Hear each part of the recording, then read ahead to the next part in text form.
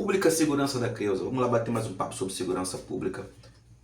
Tomando um cafezinho. Servidos? Bem, todo mundo que me acompanha sabe que eu gosto muito de falar sobre a CF/88, a Constituição Federal de 1988. De repente, porque sou apaixonado por ela. Tudo bem, tudo bem. São mais de 100 emendas, muitos artigos, ADCTs.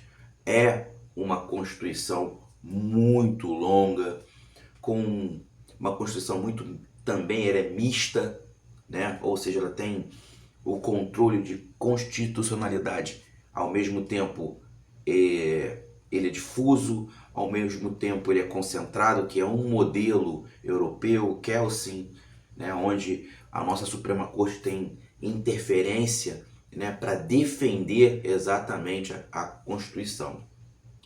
Beleza, deve ser por isso, certo? Mas eu entendo que tudo que acontece na nossa vida como cidadãos aqui no Brasil necessita de um entendimento da nossa CF/88. Eu não falo o mínimo necessário, eu falo bastante conhecimento, porque a falta desse conhecimento produz uma série de erros administrativos. Sim, série de erros administrativos. Isso quer dizer que a própria administração pública ou os agentes que participam da administração pública têm pouco conhecimento sobre a CF/88. Isso é uma realidade, né? Isso proporciona uma série de erros, né? Uma série de abusos também, né? Pela administração pública. E reflete no dia a dia do cidadão, no meu dia a dia, no seu dia a dia. E por que eu comecei falando sobre a CF/88? Bem, o nosso modelo de federalismo, ele é centrípeto e tridimensional. Ô Jefferson, o que é centrípeto e tridimensional? Para de falar inglês. Centrípeto é o seguinte, está concentrado na união. As forças estão concentradas na união. Parte, né, da união, ou seja, o coração do Brasil é a união. E tridimensional é porque é dividido em 3 esferas administrativas. Aliás, isso foi uma inovação da nossa CF/88, né? Uma inovação no mundo do constitucionalismo. Quer dizer que a nossa administração é dividida entre União, Estados e municípios. Simples assim. Esse é o nosso modelo de federalismo centrípeto e tridimensional. E é muito importante para a gente. Por quê? Porque quando ele trabalha de forma capenga, quem sente esse impacto, quem toma essa porrada, é o cidadão. Todos eles têm autonomia, mas eles precisam de coordenação. A coordenação não quer dizer que essa autonomia vai ser derrubada. A coordenação quer dizer que precisa de uma liderança, dando ali o caminho, vamos fazer assim, assim, chamando para conversar, para tomar qualquer tipo de iniciativa. Porque essa iniciativa tem impacto social. E o que falta, no meu ponto de vista, hoje no Brasil, no sentido da segurança pública, é falta de integração. Mas essa integração deve ser coordenada pelo governo federal, pela União. De um tempo para cá, venho percebendo que existe a tentativa dessa coordenação, mas existe a resistência dos demais entes, ou seja, dos Estados-membros e dos municípios. Tudo isso porque existe uma disputa política. Segurança pública, já falei para vocês aqui, segurança pública produz muitos votos. Aliás, a falta de segurança pública produz muitos votos. Cano funcionando não produz votos, né? Enfim, fica essa guerra. Eu tenho autonomia, não quero aceitar o que é a União, é o que parte do governo federal. E o governo federal precisa encontrar meios de amarrar os Estados-membros e os municípios às suas iniciativas. Grande exemplo disso foi o último decreto que amarrou lá no artigo 9º, se eu não me engano, dele, lá no finalzinho dele, ele disse o seguinte: o Fundo Nacional de Segurança Pública e Penitenciária, ele vai seguir para os estados que estiverem de acordo com o decreto que versa sobre o uso da força policial. Pronto, os governadores e os prefeitos, né, entraram em um grande debate, certo? Principalmente, claro, os estados-membros, por causa, né, da segurança pública, na autonomia, né, de gerir a segurança pública. Então, foi diretamente ligado a eles. Entraram num grande debate. Eu não aceito isso, aquilo, outro. Cara, isso foi uma forma encontrada pela União de tentar te amarrar, de amarrar os estados, né, às suas iniciativas. Mas isso não terminou por aí, não. O primeiro passo para a segurança pública acontecer no Brasil se chama integração de dados de conhecimento sensível, inteligência. Não tem como fazer segurança pública usando apenas a força bruta. Isso não existe. Isso não existe só aqui no Brasil, não. Isso não existe mais no mundo inteiro. Os países mais seguros do mundo trabalham sentados na inteligência. Porque tem que ter tomada de decisão. A tomada de decisão só acontece com dados de inteligência, após essa análise de dados. E não é feito de orelhada. E aí, uma grande resistência acontece no Brasil para isso. Por quê? Por causa dessa dificuldade política de chegarmos em um denominador comum. E esse denominador comum deveria ser a inteligência, a integração dos dados de inteligência. Eu não sei se vocês sabem, mas o SISBIN, o Sistema Brasileiro de Inteligência, foi modificado diante do Decreto 11.693/23. Decreto 11.693 de 7 de setembro de 2023. E o que ele fez? Ele modificou a acessibilidade dos estados ao Sistema Brasileiro de Inteligência. Por quê? Do jeito que estava sendo feito antes, não tinha muita transparência do que era necessário para que os demais entes, né, fizessem parte do Sistema Brasileiro de Inteligência, que é coordenado pela ABIN, a Agência Brasileira de Inteligência. Então, como não estava muito nítido, a conclusão foi o seguinte: ninguém participava, não tinha nenhum estado e nenhum município participando do sistema, desse grande sistema, né, de integração para dados de conhecimento sensível, ou seja, Sistema Brasileiro de Inteligência. E aí ele foi modificado com o decreto em 2023 para produzir mais acessibilidade aos Estados-membros e municípios. E aí eu parto para mais uma etapa da nossa conversa aqui. Nós temos mais de 5.000 municípios no nosso Brasil, o nosso super Brasil, extenso pra caramba. Mais de 5.000 municípios. Eu canso de dizer aqui que só a Amazônia Legal tem 772 municípios. Cara, isso é coisa pra caramba. E a nossa segurança pública, hoje, trabalha sob um modelo totalmente ultrapassado, se a gente for observar, o mundo inteiro. Não estou falando apenas dos Estados Unidos. Muita gente gosta muito de falar dos Estados Unidos, mas, cara, tem o Canadá, certo? Tem a Europa, tem o Japão. Então tem muita gente fazendo segurança pública aí de maneira eficaz, eficiente e efetiva.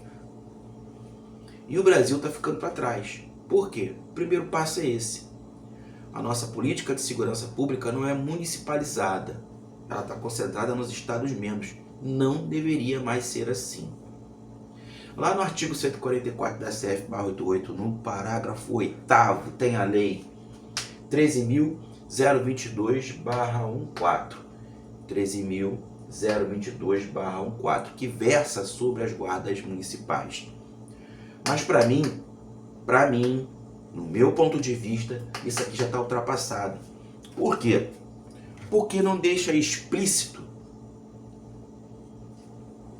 e amparado, bem amparado juridicamente, no sentido que se as guardas municipais são ou não são estruturas ou uma estrutura, falando em nível nacional, de segurança pública. São ou não são?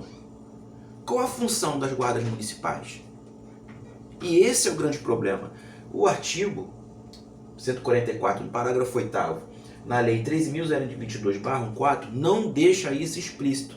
E o que acontece? Acontece uma grande confusão jurídica, onde o STJ, o STF, o tempo inteiro faz uma interpretação diferente, algo que não deveria acontecer.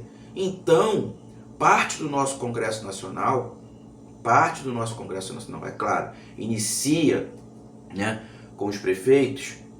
Isso deve começar pelos prefeitos, precisam buscar uma união para conseguirem levar ao Congresso Nacional uma proposta que seja avaliada nas duas casas e que siga para o nosso executivo, siga para o nosso coração, para a nossa união. Por quê? Já deveria existir polícia municipalizada no Brasil, para aumentar a ostensividade do policiamento. Hoje, no modelo que nós temos duas polícias ostensivas: a Polícia Rodoviária Federal e a Polícia Militar, ou as polícias militares. As polícias militares têm aproximadamente 406 mil agentes no Brasil. É pouco para fazer ostensividade. A PRF nem falo, pouco mesmo. Tamanho, né, a quantidade de estradas, né, de rodovias que temos no nosso Brasil que estão sob responsabilidade da PRF. Não precisa ir muito longe não. Aqui no Rio de Janeiro, na Avenida Brasil, há pouco tempo, a partir de Campo Grande até Santa Cruz, e aí tem a entrada da Rio Santos, passou a ser área de patrulhamento da Polícia Rodoviária Federal, porque já deveria ser, mas não era. Quem fazia esse policiamento era a Polícia Militar. Voltou a ser da PRF. Você passa nesse sentido da Avenida Brasil, de Campo Grande até Santa Cruz, você não vê uma viatura, não tem ostensividade. E o crime está passando para lá e para cá.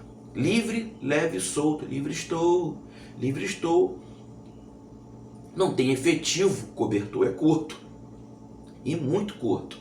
Então, para que isso aconteça de verdade, é extremamente necessário que exista a polícia municipalizada. Certo? Jefferson, como isso vai ser feito? O primeiro passo são os prefeitos levarem um projeto ao Congresso Nacional, mas ele tem que ser homogêneo, ele tem que ser inteligente, ele tem que vir com inovação. Se cismarem em fazer das polícias municipais, seja esse o nome ou não, da polícia municipal, uma imitação da polícia militar, vai dar errado. Eu não vou entrar nesse conceito aqui, pelo menos nesse vídeo, mas vai dar errado. É preciso inovação. É preciso buscar um conceito fora do nosso país e trabalhar esse conceito para o nosso país. Esse conceito de polícia municipalizada. E levar de fato essa pasta com proposta muito bem feita, bem homogênea para a Casa Bicameral. E depois para seguir, né, para a sanção presidencial. Cara, é isso que tem que ser feito. Enquanto isso não acontecer, é o que nós temos por aí. Não está dando certo. A área metropolitana do Rio de Janeiro tem aproximadamente 12 milhões de pessoas. Essa área metropolitana está praticamente dominada pelo crime. Praticamente. Está difícil fazer ostensividade nela. Nós temos duas cidades principais, né, entre os 92 municípios do Rio de Janeiro. A cidade do Rio de Janeiro e Niterói. Temos também Duque de Caxias, né? Temos também São João de Meriti. Mas as principais, né?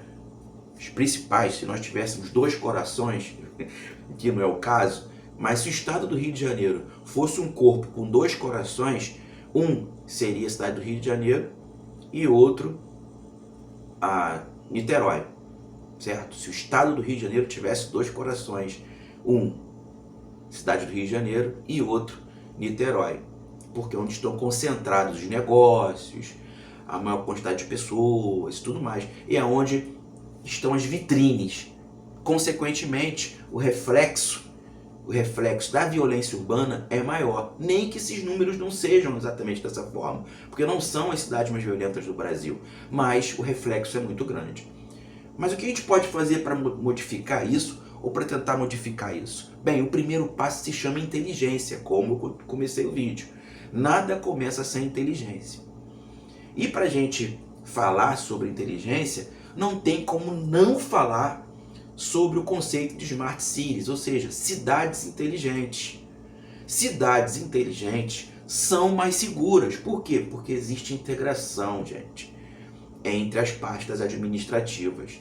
E quando existe integração, esse cerco fica cada vez mais apertado para que o crime aconteça. Lembra que nós falamos aqui no outro vídeo sobre o conceito de criminologia? Certo? O primeiro, aquele indivíduo que nasce em um local sem acessibilidade às políticas públicas, provavelmente ele vai ter uma tendência a procurar o crime. O segundo, se ele vai procurar o crime, será que ele vai ter oportunidade de praticar esse crime?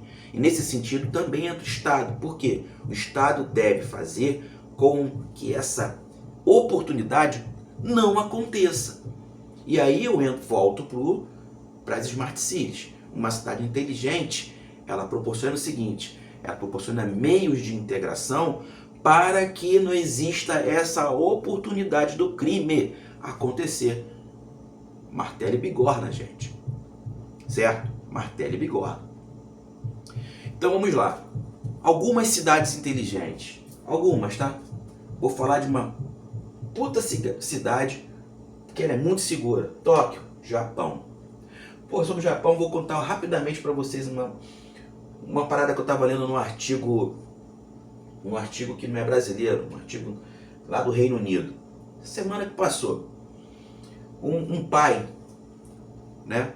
Um pai, assim, uma família viajou, né? Aqui da América do Sul para o Japão. Época de festas, Natal, Ano Novo. Chegando lá, o pai que trouxe aqui do Brasil o presente do filho, deu para ele uma espada do Naruto. Acho que era isso, uma espada do Naruto. Não conheço muito Naruto, não. Quem conhece é meu filho, né? Então estou tentando explicar. Uma espada no Naruto. Quando ele deu o presente para o filho estava numa praça e a polícia percebeu, lá em Tóquio. Chamou o pai.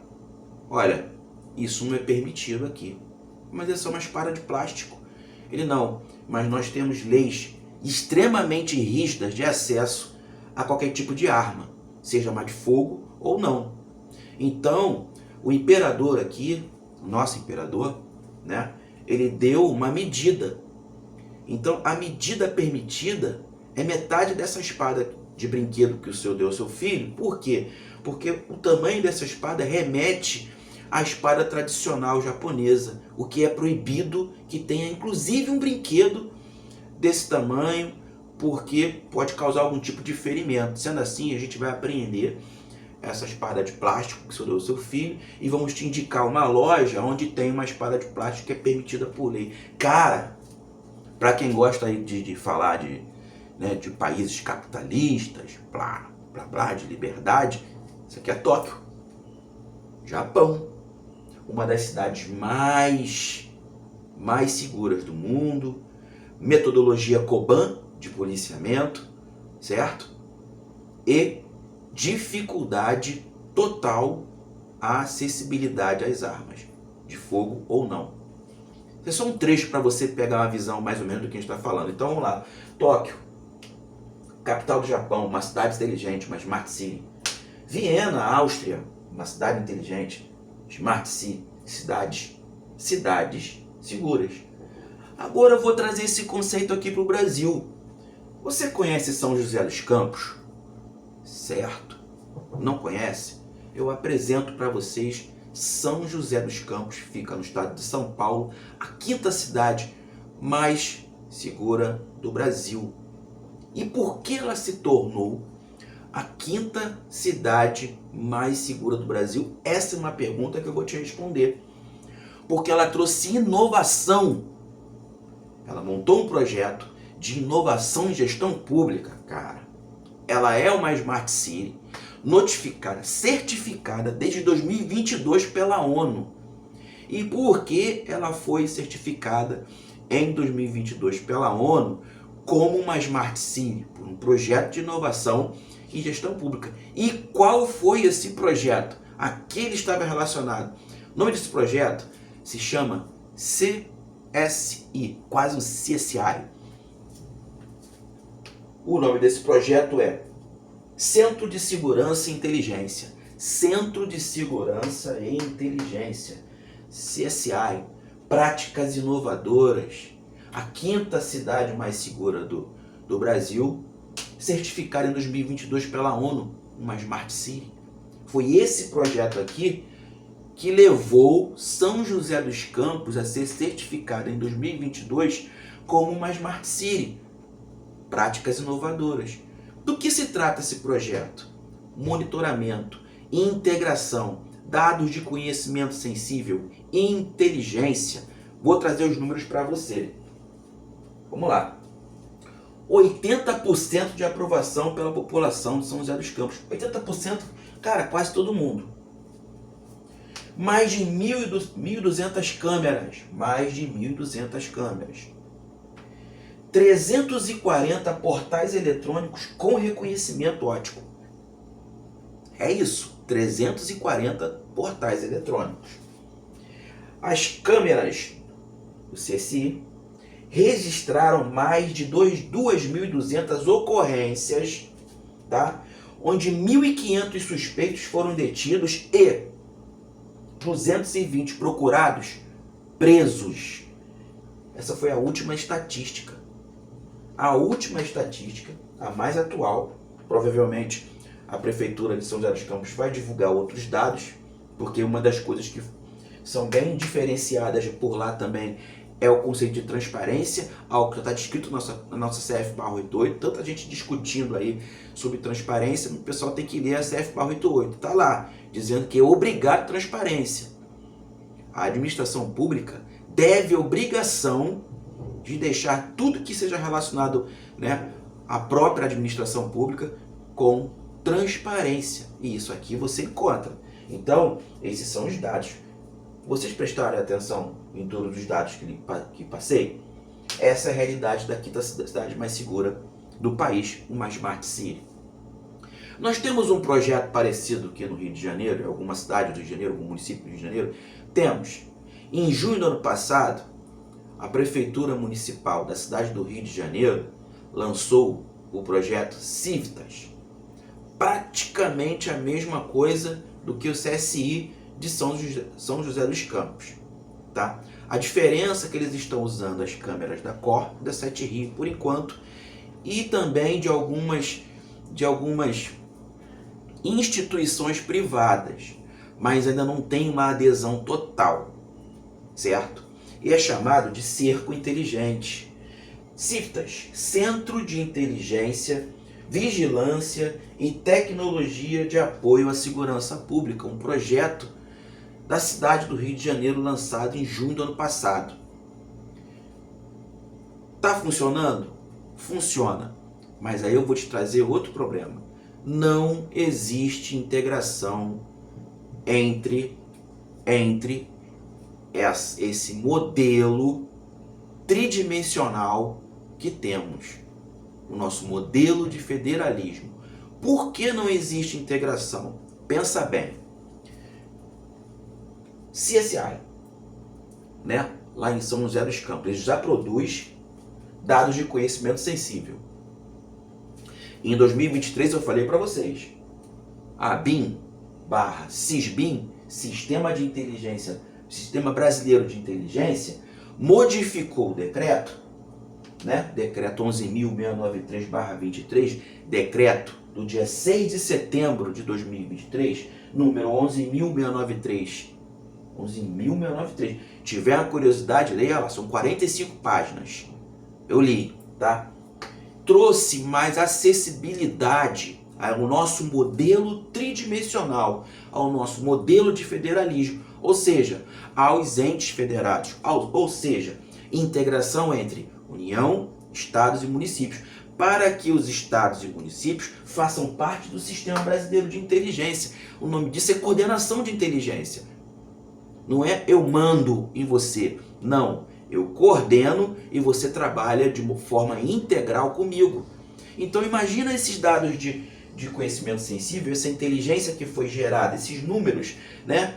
Essa interpretação que foi gerada em relação à inteligência lá em São José dos Campos, municiando o Sisbin e também juntando com os mesmos dados criados pelo Civitas aqui no Rio de Janeiro, pela Prefeitura do Rio de Janeiro, né? E jogando esses dados lá para o Sisbin e integrando esses dados dos mais de 5.000 municípios do nosso país. Imagina a gente integrar dados do que acontece lá na Amazônia Legal, com 772 municípios, para trazer uma interpretação em relação à segurança pública, por exemplo, aqui para a cidade do Rio de Janeiro. Sim, porque disse para vocês em outros vídeos, se você vem acompanhando os vídeos, vai entender que eu tenho feito de propósito uma escalada, para que você entenda de fato que é segurança pública e que não é simplesmente tiro, porrada e bomba. Existe uma estrutura de raciocínio nisso. Então você pega lá 772 municípios da Amazônia Legal, uma área sensível do nosso país. Por quê? Porque o crime está dominando lá também.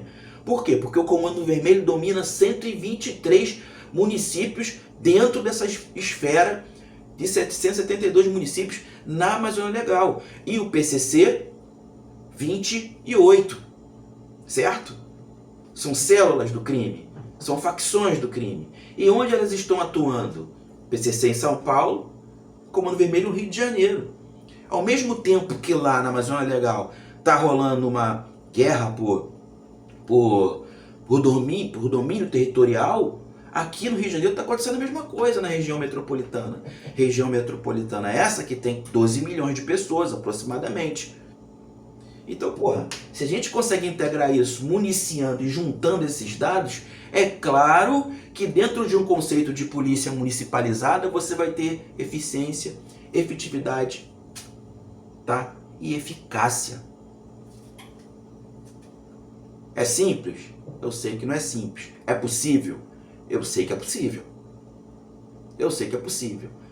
Mas para toda essa parada acontecer, ela precisa de integração, ela precisa de ação, ela precisa que os prefeitos realmente façam parte, queiram fazer parte da segurança pública, né? É preciso também que os governadores tenham também integração com os seus municípios e não fiquem brigando politicamente com os prefeitos, porque no final das contas quem perde é o cidadão.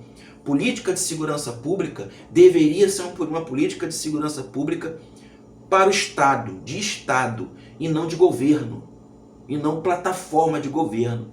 Política de segurança pública tem que gerar governança dentro dessa política pública.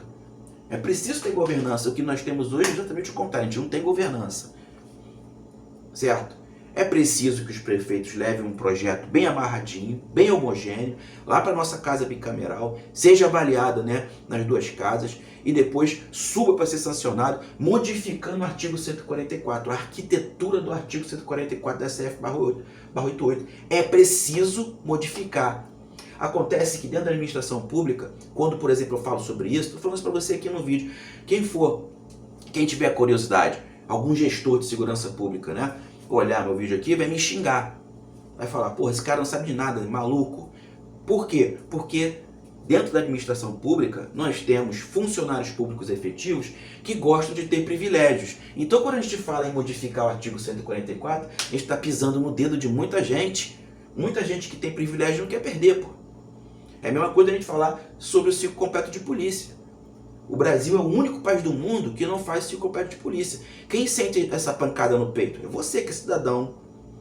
É você.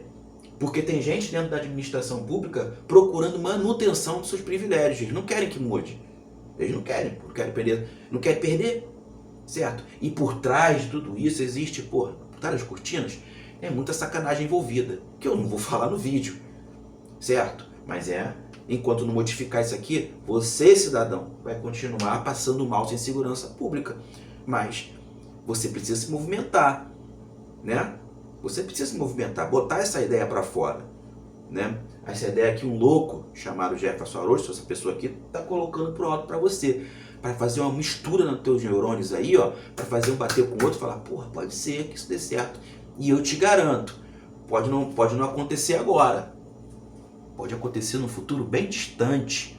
Olha, de repente, é uma situação de, né, visão além do alcance, mas isso aqui vai dar certo.